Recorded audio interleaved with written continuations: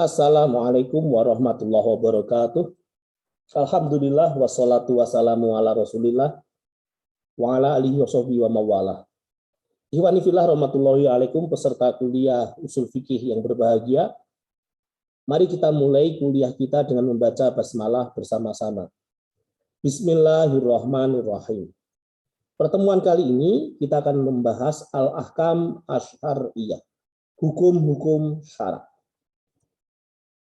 Hukum syarak menurut istilah ulama usul fikih adalah khitabus syari' al-muta'alliqu bi af'alil ibad bil iqtida' awit takhyir awil wad'i, yaitu seruan atau firman dari asy-syari' dari Allah Subhanahu wa taala sebagai pembuat hukum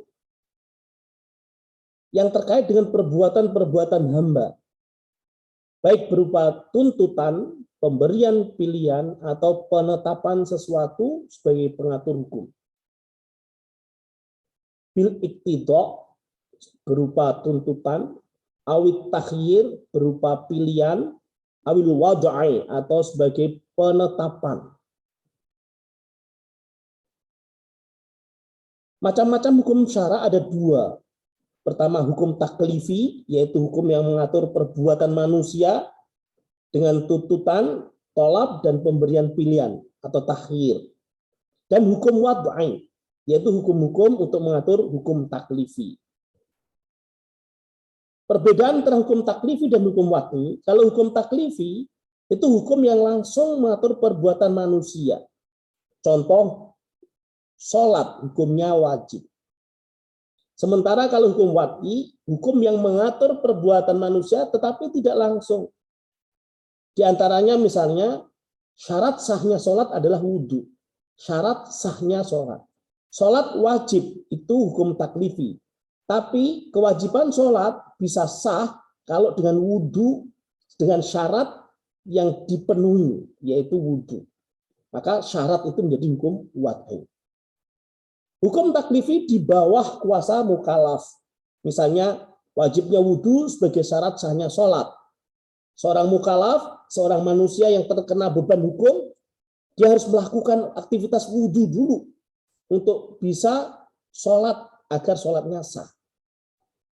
Berbeda dengan hukum taklifi adalah hukum wad'i. Terkadang di bawah kuasa manusia, seperti wajibnya wudhu sebagai syarat sahnya sholat, tapi juga terkadang tidak di bawah kuasa manusia.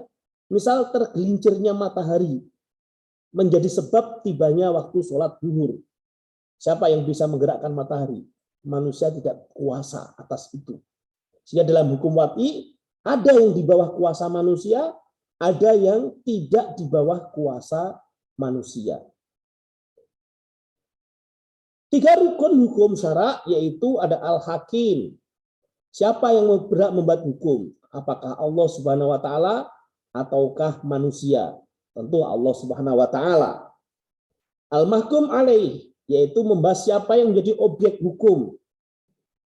Objek hukum di sini yang dikenakan hukum. Kemudian yang ketiga, al-mahkum fi, yaitu membahas apa yang dihukumi. Perbuatan manusia, ada benda misalnya, ada perbuatan, ada benda, begitu. Nah, iwanifillah rahmatullahi alaikum, ini sederhana pembahasan tentang hukum-hukum syara'. Semoga bermanfaat. Terima kasih. Wallahu a'lam bishawab. Wassalamualaikum warahmatullahi wabarakatuh.